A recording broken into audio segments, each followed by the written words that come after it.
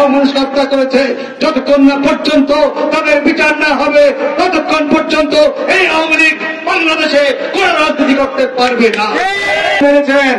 আপনাদের ক্ষমতা ছিল, গায়ে শক্তি ছিল, আমরা নিরস্ত্র ছিলাম, নিরীহ ছিলাম, মনি ভাইকে আমরা আগে আনতে গিয়েছিলাম।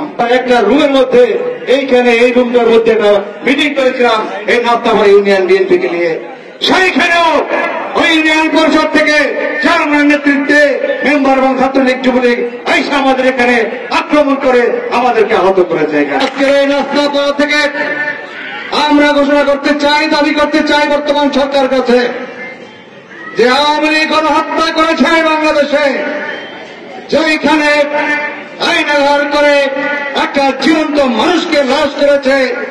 যে আয়নাঘর আপনারা দেখেছেন যে মানুষের কিভাবে একটি ছোট্ট জায়গায় কুঠুরিতে তাকে বছরের পর বছর বন্দী করে তার জীবনটাকে ধ্বংস করে দিয়েছে। অতএব এই আয়নাঘরের এই যে শেখ হাসিনার যে এই কর্মকাণ্ড যারা করেছে তাদের গণহত্যার দায়ে এবং মানুষকে গুলি করে হত্যা করেছে, এই গণহত্যার দায়ে তাদের আমরা শেখ হাসিনা সহ আওয়ামী লীগের যে সকল বাহিনী এইসব করেছে তাদের আমরা ফাঁসি দাবি করছি আজকের সমাবেশ থেকে।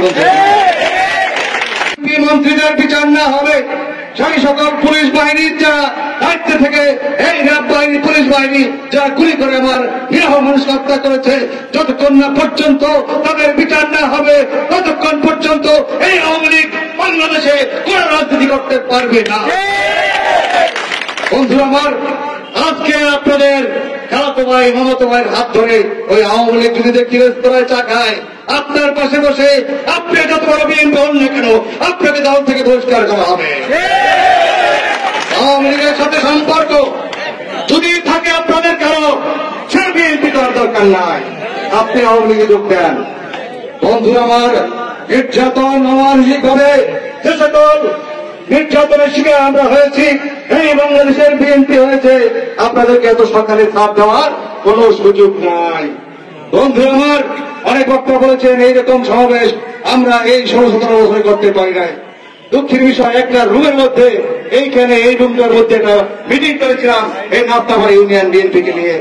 সেইখানেও ওই ইউনিয়ন পরিষদ থেকে চেয়ারম্যানের নেতৃত্বে মেম্বার এবং ছাত্রলীগ যুবলীগ আইসা আমাদের এখানে আক্রমণ করে আমাদেরকে আহত করেছে। এখানে আমরা ভুলে যাই না, আমাদের ইতিহাস সকল কিছু মনে আছে, আমরা সময় মতো এর প্রতিশোধ আমরা নেব ইনশাআল্লাহ। বন্ধুরা আমার, আপনারা আমাদেরকে চিনতে পেরেছেন, আপনাদের ক্ষমতা ছিল, গায়ে শক্তি ছিল, আমরা নিরস্ত্র ছিলাম, নিরীহ ছিলাম, মনি ভাইকে আমরা আগে আনতে গিয়েছিলাম।